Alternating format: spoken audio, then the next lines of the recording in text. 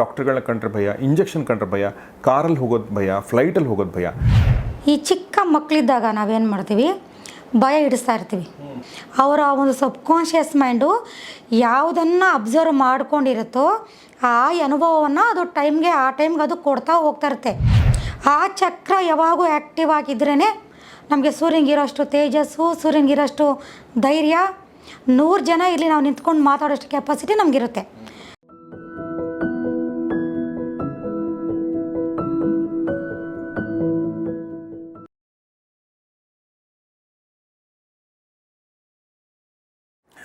ಸ್ನೇಹಿತರೆ ನಮಸ್ಕಾರ. ಗೌರಿ ಶಕ್ಕಿ ಸ್ಟುಡಿಯೋದ ವಿಶೇಷ ಕಾರ್ಯಕ್ರಮ ಫ್ಯಾಮಿಲಿ ಡಾಕ್ಟರ್, ನಿಮಗೆಲ್ಲ ಆತ್ಮೀಯ ಸ್ವಾಗತ. ನಮ್ಮ ಜೊತೆಗಿದ್ದಾರೆ ರೇಖಿ ಗ್ರ್ಯಾಂಡ್ ಮಾಸ್ಟರ್ ಮತ್ತು ಮಾಸ್ಟರ್ ಹಿಪ್ನೋಟೈಸರ್ ಆಗಿರುವಂಥ ಡಾಕ್ಟರ್ ಭರಣಿ ರಾಜು ಅವರು. ಮೇಡಮ್ ಸ್ವಾಗತ, ನಮಸ್ಕಾರ ಕಾರ್ಯಕ್ರಮಕ್ಕೆ. ನಾನು ಈ ಒಂದು ಇದನ್ನು ಪ್ರಶ್ನೆನ ಕೇಳೋಕ್ಕಿಂತ ಮುಂಚೆ ನನ್ನ ಲೈಫಿನ ಒಂದು ಇನ್ಸಿಡೆಂಟ್ ಹೇಳ್ತೀನಿ. ಅಂದರೆ ನನ್ನ ಮಗ ಈಗ 14 ವರ್ಷ. ನಾನು ಅಬ್ಸರ್ವ್ ಮಾಡ್ದಂಗೆ ಅವನಿಗೇನು ಭಯ ಇಲ್ಲ. ಅವನು ಏನಾದರೂ ಈ ಗಾಯ ಏನಾದರೂ ಆದರೆ ಬಿದ್ದುಕೊಂಡು ಬಂದರೆ ಏನೋ ಹಿಂಗೆಲ್ಲ ರಕ್ತ ಬರ್ತಾ ಇದೆ ಅಂದರೆ ಏನಾಗಲ್ಲಪ್ಪ ಏನು ಒಂದು 2 ದಿನದಲ್ಲಿ ಹೋಗುತ್ತೆ, ಏನು ನೋಯ್ತಾ ಇದೆ ಅಂದರೆ ಏನಿಲ್ಲ ಅಂತಾನೆ, ಹೀಗೆ ಮಾತಾಡ್ತಾನೆ. ಆದರೆ ಅವನಿಗೆ ಸಣ್ಣ ಹುಳ ಕಂಡ್ರೆ ಭಯ. ಯಾವುದೊಂದು ಜಿರ್ಲೆ ಏನೇ ಕಂಡ್ರೂ ಕೂಡ ಅದು ಹೋಗೋ ತನಕ ಅವನು ಆ ಕಡೆ ಹೋಗೋದೇ ಇಲ್ಲ. ಸೊ ಅಂದರೆ ಹೇಳೋದು ನಾಳೆ ಇದು ಕಡಿಮೆ ಆಗ್ಬೋದು, ಅದು ಬೇರೆ ವಿಚಾರ. ಬಟ್ ಕೆಲವೊಂದು ಭಯಗಳು ನಮಗೆ ಲೈಫ್ ಲಾಂಗ್ ಉಳಿತವೆ. ನನ್ನ ಫ್ರೆಂಡ್ ಇನ್ನೊಬ್ಬ, ಅವನು ನಮ್ಮ ಸಿಟಿ ಕಾಲೇಜಲ್ಲಿದ್ದ ಬಂದಿದ್ದ. ಅವನು ಹಿಂಗೆ ನಡ್ಕೊಂಡು ಬರಬೇಕಾದ್ರೆ 4th ಫ್ಲೋರ್ಲಿತ್ತು. ಈ ಕಡೆಯಿಂದ ನಡ್ಕೊಂಡು ಹೋಗ್ತಾ ಇದೆ. ಯಾಕೆ ಅಂತ ಕೇಳಿದರೆ ಹೈಟು ಭಯ ಅಂತ. ಆ ಥರ ಕೆಲವರಿಗೆ ಡಾಕ್ಟರ್ಗಳನ್ನ ಕಂಡ್ರೆ ಭಯ, ಇಂಜೆಕ್ಷನ್ ಕಂಡ್ರೆ ಭಯ, ಕಾರಲ್ಲಿ ಹೋಗೋದು ಭಯ, ಫ್ಲೈಟಲ್ಲಿ ಹೋಗೋದು ಭಯ. ಕೆಲವೊಂದು ಭಯಗಳು ಹೆಂಗೆ ಅಂದರೆ ಯಾಕೆ ನಾವು ಅದ್ರ ಬಗ್ಗೆ ಮಾತಾಡಬೇಕು ಅಂದರೆ ನಮ್ಮ ಲೈಫನ್ನು ರಿಸ್ಟ್ರಿಕ್ಟ್ ಮಾಡಿಬಿಡ್ತವೆ. ಕರ್ನಾಟಕದ ಪ್ರಖ್ಯಾತ ನಟ ಒಬ್ಬರು ಈಗಿಲ್ಲ, ಅವ್ರು ನಮ್ಮ ಜೊತೆಗೆ. ಅವ್ರಿಗೆ ಫ್ಲೈಟ್ ಕಂಡ್ರೆ ಆಗ್ತಿರ್ಲಂತೆ. ಅವ್ರು ಹಿಮಾಲಯದಲ್ಲಿ ಶೂಟಿಂಗ್ ಇರಲಿ, ಎಲ್ಲೇ ಶೂಟಿಂಗ್ ಇಲ್ಲ, ರಾಜಸ್ಥಾನ ಕಾರಲ್ಲೇ ಹೋಗ್ತಿದ್ರಂತೆ. ಬಟ್ ಅವ್ರು ಎಷ್ಟೋ ಅಪಾರ್ಚುನಿಟಿ ಮಿಸ್ ಮಾಡ್ಕೋತಾರೆ ಅವಾಗ, ಅಲ್ವಾ? ಸೊ ಆ ಥರ ಭಯಗಳ ಬಗ್ಗೆ ಏನು ಹೇಳಕ್ಕೆ ಇಷ್ಟಪಡ್ತೀರಿ ಮೇಡಮ್ ನೀವು? ಈ ಭಯಗಳನ್ನ ರೇಖಿ ಮೂಲಕ, ಸಂಮೋಹಿನಿ ಮೂಲಕ ಹೋಗ್ಲಾಡ್ಸೋಕ್ಕೆ ಸಾಧ್ಯನಾ? ಖಂಡಿತ ಹೋಗ್ಲಾಡಿಸ್ಬೋದು. ಈ ಭಯಗಳನ್ನೋದು 2-3 ಥರ ನಾವು ಅದನ್ನು ಡಿವೈಡ್ ಮಾಡ್ಬೋದು. ಒಂದನೇದಾಗಿ, ಈ ಚಿಕ್ಕ ಮಕ್ಕಳಿದ್ದಾಗ ನಾವೇನು ಮಾಡ್ತೀವಿ, ಭಯ ಹಿಡಿಸ್ತಾ ಇರ್ತೀವಿ. ಅಲ್ಲಿ ನೋಡು ಬೂಚಿ ಬಂತು ಅಂತಾಗಲಿ, ಅಥವಾ ಯಾವುದಾದ್ರೂ ಒಂದು ಚಿಕ್ಕ ಮಕ್ಕಳಿದ್ದಾಗ ಒಂದು ಮೂವಿ ನೋಡೋವಾಗ ಆ ಕ್ಯಾಮ್ರಾದಲ್ಲಿ ಒಂದು ತಕ್ಷಣ ಏನಾದರೂ ಒಂದು ಹುಳುವನ್ನು ತೋರಿಸಿದಾಗ ಆವಾಗ ಭಯ ಪಡುವಂತಹ ಚಾನ್ಸಸ್ ಇರುತ್ತೆ.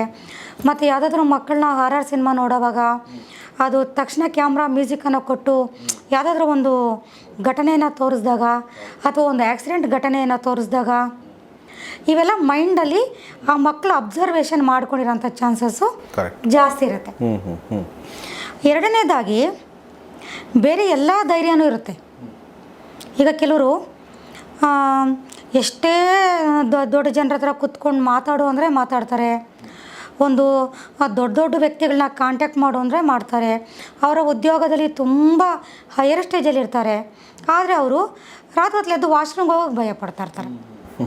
ಅಂದರೆ ನಮ್ಮ ಸಬ್ಕಾನ್ಷಿಯಸ್ ಮೈಂಡು ಯಾವುದೋ ಒಂದು ಘಟನೆಯನ್ನು ಅಥವಾ ಯಾವುದೋ ಒಂದು ವಿಷಯವನ್ನು ನಮ್ಮ ಜಾಗೃತ ಮನಸ್ಸಿಗೆ ಗೊತ್ತಿಲ್ಲದೆ ಇರೋ ಥರ ಅದು ಅಬ್ಸರ್ವ್ ಮಾಡಿಕೊಂಡು ಅದರ ಅನುಭವವನ್ನು ಸಮಯಕ್ಕೆ ತಕ್ಕನ ಹಾಗೆ ನಮ್ಮ ಜಾಗೃತ ಮನಸ್ಸಿಗೆ ಅದು ಕಳಿಸ್ತಾ ಇರುತ್ತೆ. ಓಕೆ. ಈಗ ನಮ್ಮ ಸಬ್ಕಾನ್ಷಿಯಸ್ ಮೈಂಡ್ ಹೇಗೆ ಅಂದರೆ ಅದೊಂದು ಮೆಮೊರಿ ಕಾರ್ಡ್ ಇದ್ದಂಗೆ. ಅದು ಬರೀ ಈ ಜನ್ಮದ್ದಲ್ಲ, ಎಲ್ಲ ಜನ್ಮಗಳದು ಅದು ಮೆಮೊರಿಯಲ್ಲಿ ಇಟ್ಕೊಂಡಿರುತ್ತೆ. ಅದಕ್ಕೆ ರಿಲೇಟೆಡ್ ಘಟನೆಗಳು ನಡೆದಾಗ, ಅಂದರೆ ಅದಕ್ಕೆ ಸಂಬಂಧಪಟ್ಟಂತಹ ಯಾವುದಾದ್ರೂ ಘಟನೆಗಳು ನಡೆದಾಗ ಅಥವಾ ಅಂಥ ಸಂದರ್ಭಗಳು ನಮಗೆ ಬಂದಾಗ ಅದು ಭಯವನ್ನು ಕಾಲ್ ಮಾಡುತ್ತೆ. ಜಾಗೃತ ಮನಸ್ಸಿಗೆ ಆ್ಯಕ್ಚುಲಿ ಗೊತ್ತಿಲ್ಲ ಅದು, ಆದರೆ ಅದೇನು ಮಾಡುತ್ತೆ, ಸುಪ್ತ ಮನಸ್ಸು ಅದಕ್ಕೆ ಹೇಳುತ್ತೆ.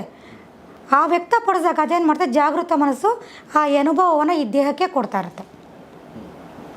ಇಲ್ಲಿ ನೋಡಿ, ಈಗ ಕಾರಲ್ಲಿ ಹೋಗೋಕ್ಕೆ ಭಯ. ಅವ್ರಿಗೇನಾಗಿರುತ್ತೆ ಅಂದರೆ 2-3 ವಿಧಾನ ಇರುತ್ತೆ. ಒಂದು, ಯಾವುದಾದ್ರೂ ಮೂವಿ ನೋಡೋವಾಗ ಯಾವುದೋ ಒಂದು ಬೇರೆ ಮೋಡಲ್ಲಿ ಆ ಟೈಮ್ಗೇನೋ ಯೋಚನೆ ಮಾಡಿಕೊಂಡು ನೋಡ್ತಾ ಇರ್ತಾರೆ ಅಂತ ಇಟ್ಕೊಳ್ಳಿ. ಇಲ್ಲ, ಈಗಿನ ಕಾಲದಲ್ಲಿ ಒಂದು ಮೊಬೈಲ್ ನೋಡ್ಕೊಂಡು ನೋಡ್ತಾ ಇರ್ತಾರೆ. ಅದು ತಕ್ಷಣ ಜೋರಾಗಿ ಸೌಂಡ್ ಬಂದಲ್ಲಿ ಆಕ್ಸಿಡೆಂಟ್ ಆದಾಗ ಏನಾಗುತ್ತೆ ಅನ್ನೋ ರೀತಿಯಲ್ಲಿ ನಾವು ಆ ಘಟನೆಯನ್ನು ನೋಡಿರ್ತಾರೆ. ಈ ಜಾಗೃತ ಮನಸ್ಸಿಗೆ ಅದೇನಿಲ್ಲ, ಅದು ನೋಡದೆ ಮುಗೀತು, ಇದಕ್ಕೇನೋ ಅದು ತೊಂದರೆ ಇಲ್ಲ. ಆದರೆ ಆ ಜಾಗೃತ ಮನಸ್ಸಿಗೆ ಗೊತ್ತಿಲ್ಲದೆ ಇರೋ ಥರ ಸಬ್ಕಾನ್ಷಿಯಸ್ ಮೈಂಡ್ ಅದನ್ನು ಅಬ್ಸರ್ವ್ ಮಾಡ್ಕೊಂಬಿಟ್ಟಿರುತ್ತೆ. Okay okay. ಹಾಗೇನು ಮಾಡುತ್ತೆ, ಬರ್ತಾ ಬರ್ತಾ ಫಸ್ಟ್ ಏನು ಮಾಡ್ತೆ, ಕಾರ್ ಹತ್ರ ಹೋದಾಗ ಅಯ್ಯೋ ಮನೆ ನಮಗೆ ಗೊತ್ತಿಲ್ಲದಿರೋ ಥರ ಅವತ್ತು ಕಾರಲ್ಲಿ ಆ ಥರ ಆಯ್ತಲ್ವಾ, ಈಗ ಆ ಥರ ಆಗುತ್ತೇನೋ ಅಂತ ಲೈಟಾಗಿ ಸ್ಟಾರ್ಟ್ ಆಗುತ್ತೆ. Okay okay. ಲೈಟಾಗಿ ಸ್ಟಾರ್ಟ್ ಆಗೋದೇನಾಗುತ್ತೆ ಅಂದರೆ ಬರ್ತಾ ಬರ್ತಾ ಬರ್ತಾ ಬರ್ತಾ ಬರ್ತಾ ಹೆಮ್ಮರವಾಗಿ ಅದು ಕೂತ್ಕೊಳ್ಳುತ್ತೆ. ಹೆಮ್ಮರವಾಗಿ ಅದು ಕೂತ್ಕೊಳ್ಳುತ್ತೆ. ಕೆಲವ್ರಿಗೇನು ಗೊತ್ತಾ, ಏನೇ ನೋಡಲಿ ಅದು ಮೈಂಡ್ ಇವಾಗ ನೋಡಿ ನಾನು ಎಷ್ಟು ದೊಡ್ಡ ಹಾರರ್ ಮೂವೀಸನ್ನು ನೋಡಲಿ, ಅದು ಏನಾದರೂ ಅವಿಬೇಕು ನನ್ನ ಕಣ್ಮುಂದಿಲ್ಲ ಒಂದು ಭೂಕಂಪ ಆಗಲಿ ಅದ್ರ ಬಗ್ಗೆ ರಿಯಾಕ್ಟೇ ಆಗಲ್ಲ. ಅಂದರೆ ನನ್ನ ಮೈಂಡ್ ಚಿಕ್ಕ ವಯಸ್ಸಿಂದ ನಮ್ಮ ತಂದೆ ನನ್ನ ಆ ಥರ ಬೆಳೆಸ್ಬಿಟ್ಟಿದ್ದಾರೆ. ಚಿಕ್ಕ ವಯಸ್ಸಿದ್ದಾಗೆ ಒಂದು 5-6 ವರ್ಷ ಮಗು ಇದ್ದಾಗೆ ನನ್ನನ್ನು ಮನೇಲಿ ಪೊಲೀಸ್ ಕ್ವಾರ್ಟರ್ಸ್ಗಳಲ್ಲಿ ಒಬ್ಬೊಬ್ಬಳನ್ನೇ ಬಿಟ್ಟು ಊರಿಗೆ ಹೋಗೋದು, ಅಥವಾ ಕರೆಂಟ್ ಹೋದಾಗ ಎತ್ತಲಗಡೆ ಹೋಗಿ ಇಂಥ ತೊಗೊಂಡು ಬಾ ಅಂತ ಹೇಳೋದು, ಕರೆಂಟ್ ಹೋದಾಗ ಏನಾದರೂ ಕತ್ಲಲ್ಲಿ ಇಂಥದ್ದು ಎತ್ಕೊಂಬಾ ಅಂತ ಹೇಳೋದು. ಯಾಕೆ ಅಂದರೆ ನಾನು ನಮ್ಮ ಅಕ್ಕವ್ರಿಗೆಲ್ಲ ಮದುವೆ ಆಗಿತ್ತು, ಅವ್ರು ಊರಿಗೆ ಹೋಗ್ಬೇಕಾ ನಾನು ಒಬ್ಬಳೇ ಇರಬೇಕಾಗಿತ್ತು, ಮನೇಲಿ ಬೇರೆ ಆಪ್ಷನ್ ಇಲ್ಲ, ನಾನು ಇರಲೇಬೇಕಿತ್ತು. ನಾನು ಆ ಚಿಕ್ಕ ವಯಸ್ಸು ನನಗೊಂದು 5-6 ವರ್ಷ ಏಜ್ ಇದ್ದಂಗೆ ನಮ್ಮ ಅಕ್ಕನಿಗೆ ಮದುವೆ ಆಗಿದ್ದು.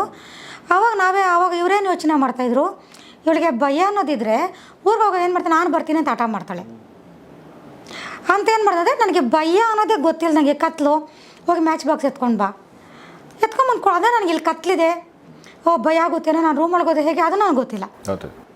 ಈಗ ಕತ್ಲಿದೆ, ಹಿತ್ಲಗಡೆ ಹೋಗಿ ಇಂಥ ವಸ್ತು ಎತ್ಕೊಂಡು ಬಾ, ಆ ಫೀಲ್ ನನಗೆ ಇರ್ತಿಲ್ಲ. ನಾನೇನಾದರೂ ಭಯ ಅಂದರೆ ಹೋಗಮ್ಮ ಏನು ಬರುತ್ತೆ, ಅದೇನು ಬಂದು ನುಂಗುತ್ತಾ ನಾನು ನೋಡ್ತೀನಿ, ಹೋಗಿ ತೊಗೊಂಡು ಹೋಗು ಅನ್ನೋರು. Okay okay. ಅವಾಗ ಏನಾಯಿತು ಅಂದರೆ ನನಗೆ ಈಗ ರಾತ್ರಿ 1 ಗಂಟೆಲಿ ಎಲ್ಲ ಹೋಗ್ಬೇಕಾ, ನಾನು ಹೋಗ್ತೀನಿ. ನನಗೆ ಹಗಲು ರಾತ್ರಿಗೆ ಭೇದ ಭಾವ ನಂಗೆ ಗೊತ್ತಿಲ್ಲ. ಯಾವ ಮೂಲೆಯಲ್ಲಿ ಎತ್ಕೊಂಡೋಗಿ ಯಾವ ಕಾಡಲ್ಲಿ ತೊಗೊಂಡೋಗ್ಬಿಟ್ಟು ನಾನು ಇರ್ತೀನಿ. ಅಂದರೆ ಭಯ ಅನ್ನೋದಿಲ್ಲ. ಈಗಿನ ಕಾಲದ ಹೆಣ್ಮಕ್ಳು ಭಯ ಬಡಬೇಕಾದ್ರೆ ಗಂಡಸರಿಂದ ಅಷ್ಟು ಬಿಟ್ಟರೆ ಬೇರೆ ಏನೇನು ದೆವ್ವ ಬರುತ್ತೆ ಅಂತಾಗಲಿ, ಇನ್ನೊಂದೇನೋ ಆಗುತ್ತೆ ಅಂತಾಗಲಿ, ಯಾವುದೇ ರೀತಿಯಾದಂಥ ಭಯ ನನ್ನ ಮೈಂಡಲ್ಲಿಲ್ಲ. ನಾನು ಭಯ ಪಡೋದೇ ಅಲ್ಲ ಆ್ಯಕ್ಚುಲಿ ಹೇಳ್ಬೇಕಂದ್ರೆ. ಅಂದರೆ ಮಕ್ಕಳನ್ನು ನಾವು ಆ ಥರ ಬೆಳೆಸಾಗ ಏನಾಗುತ್ತೆ ಅಂದರೆ ಅವ್ರಿಗೆ ಭಯ ಅನ್ನೋದೇ ಇರೋದಿಲ್ಲ. ಹಂಗಂತ ಭಯ ಅನ್ನೋದಿಲ್ಲ ಅಂದರೆ ದೊಡ್ಡವರಂದರೆ ಭಯ ಭಕ್ತಿ ಇಲ್ಲದೆ ಇರೋದ್ರ ಆ ಥರ ಅಲ್ಲ. ಗೊತ್ತಾಯ್ತು. ಭಯದಲ್ಲಿ ಬೇಕಾದಷ್ಟು ವಿಧಾನಗಳಿದೆ. ಆ ಭಯ ಇಲ್ಲದೆ ಇರೋ ಥರ ನಾವು ಮಕ್ಕಳನ್ನು ನಾವು ಸ್ಟಾರ್ಟಿಂಗಿಂದನೇ ಬೆಳೆಸ್ಬಿಟ್ರೆ ಅವ್ರ ಮೈಂಡು ಒಂದು ವೇಳೆ ಪೂರ್ವ ಜನ್ಮದಿಂದ ಏನಾದರೂ ಬರೋದಿದ್ರೂ ಸಹ ಅದಕ್ಕೆ ಅವಕಾಶ ಅಲ್ಲಿರೋದಿಲ್ಲ. ಈಗ ಪೂರ್ವ ಜನ್ಮದಲ್ಲಿ ಒಂದು ಆಕ್ಸಿಡೆಂಟಾಗಿ ಅವ್ರು ಸತ್ತಿದ್ದಾರೆ ಅಂತ ಇಟ್ಕೊಳ್ಳಿ, ಅವ್ರಿಗೊಂದು ವೆಹಿಕಲಲ್ಲಿ ಹೋಗೋಕ್ಕೆ ಭಯ. ಈ ಜನ್ಮದಲ್ಲಿ ಅವ್ರಿಗೆ ಮೈಂಡ್ಗೆ ಒಂದು 10% 20% ಬರೋ ಚಾನ್ಸಸ್ ಇದೆ. ನಾವು ಚಿಕ್ಕ ವಯಸ್ಸಿಂದ ಆ ಥರ ಬೆಳೆದಾಗ ಏನಾಗ್ತಂದ್ರೆ ಆ ಭಯ ಅನ್ನೋದೇ ಬರೋದಿಲ್ಲ. ಓಕೆ. ಅಂದರೆ ಚಿಕ್ಕ ವಯಸ್ಸಲ್ಲಿ ಹಂಗೆ ಬೆಳೆಸಿದ್ರೆ ಹಳೆ ಜನ್ಮದ್ದು ಕೂಡ ನಿಮಗೇನು ಬರಲ್ಲ ಅಂತ. ಇಲ್ಲಿ ಮೈಂಡ್ ಸ್ಟ್ರಾಂಗ್ ಆಗ್ತಾ ಇರುತ್ತಲ್ಲ. ಓಕೆ. ಇಲ್ಲಿ ಮೈಂಡ್ ನೋಡಿ, ಇವಾಗ ನಾನು ವಂಡರ್ಲಾಗೆ ಹೋಗ್ತೀನಿ ಅಂತ ಇಟ್ಕೊಳ್ಳಿ ಉದಾಹರಣೆಗೆ, ನಾನು ಎಲ್ಲ ಗೇಮು ಆಡ್ತೀನಿ. ತುಂಬ ಜನ ಆಡೋದಿಲ್ಲ. ಈಗ ಅಲ್ಲೋಗಿ ತಲೆ ಕೆಳಗಾಗಿ ನೇತಾಡೋವಾಗ ನಂಗೆ ಏನಾಯ್ತು ಗೊತ್ತಾ, ಏನು ನೇತಾಡ್ತಾ ಇದ್ದೀನಿ, ಏನೋ ಬಿದ್ದು ಸತ್ತೋಗಲ್ವಲ್ಲ, ಬಿದ್ದು ಸತ್ತೋಗಂಗಿದ್ರೆ ಅವ್ರಿಗೆ ಗೇಮೇ ಆಡಿಸ್ತಾ ಇರಲಿಲ್ವಲ್ಲ, ಏನಾಗ್ಬಿಡುತ್ತೆ ಆ ಥರ ಯೋಚನೆ ಮಾಡ್ತೀವಿ. ಅದು 2 ವೀಲರ್ ಥರ ಒಂದು ಬೋಟ್ ಬರುತ್ತೆ ನೋಡಿ, ತುಂಬ ಫಾಸ್ಟಾಗಿ ಹೋಗುತ್ತೆ, ಅಲ್ಲಿ ಅದು ಹೀಗೆ ಹೀಗೆ ಅನ್ನುತ್ತೆ. ಆವಾಗ ಏನು ಅನ್ಸುತ್ತೆ ಗೊತ್ತಾ, ನಾವಿಲ್ಲಿ ಬಿದ್ದೋಗಂಗಿದ್ರೆ ಅವ್ರು ಅಷ್ಟು ನಮ್ಮನ್ನು ಕರ್ಕೊಂಡು ಹೋಗ್ತಾಯಿದ್ರಾ. ಹಂಗೂ ಬಿದ್ದರೆ ಜಾಕೆಟ್ ಇದೆ, ಈಗ ಅವ್ರಿಗೂ ಸ್ವಯಂ ಬಂದೇ ಬರುತ್ತೆ, ಅವ್ರನ್ನ ಸೇವ್ ಮಾಡ್ತಾರೆ. ಅಷ್ಟಿಲ್ಲ ಅಂದರೆ ಇವಾಗ ಗೇಮ್ ಇದೆಯಾ ಅನ್ನೋ ಥರ ನನಗೆ ತಾಟು ಚಿಕ್ಕ ವಯಸ್ಸಿದೆ. ಯಾಕೆ ನಮ್ಮ ತಂದೆ ಡಿಪಾರ್ಟ್ಮೆಂಟಲ್ಲಿ ಇದ್ದಿದ್ದರಿಂದ ನನ್ನನ್ನು ಗಂಡು ಮಕ್ಕಳಿಲ್ಲ ಅಂತ ಲಾಸ್ಟಲ್ಲಿ ನಾನು ಹೆಣ್ಮಾಗೆ ಹುಟ್ಟಿರೋದ್ರಿಂದ ಅವರು ನನ್ನ ಆ ಥರ ಬೆಳೆಸಿದ್ರು. ಈಗ ಯಾವುದು ಪೂರ್ವ ಜನ್ಮದ್ದು ನನಗದು ಭಯಗಳು, ಯಾವ ಕೋಬಿಯೂ ನನಗೆ ಬರೋಲ್ಲ, ಯಾವುದೂ ನನಗೆ ಬರೋದಿಲ್ಲ. ಯಾಕೆ ಅಂದರೆ ಅಕ್ಕಪಕ್ಕದಲ್ಲಿರೋರು ಆ ಥರ ನಮ್ಮನ್ನು ಟ್ರೀಟ್ ಮಾಡಿ ಬೆಳೆಸ್ತಾ ಇರ್ತಾರೆ. ಅದು ಮುಖ್ಯವಾದ ಕಾರಣ. ಓಕೆ. ಮಕ್ಕಳಿಗೆ ಚಿಕ್ಕ ವಯಸ್ಸಿಂದ ಅದು.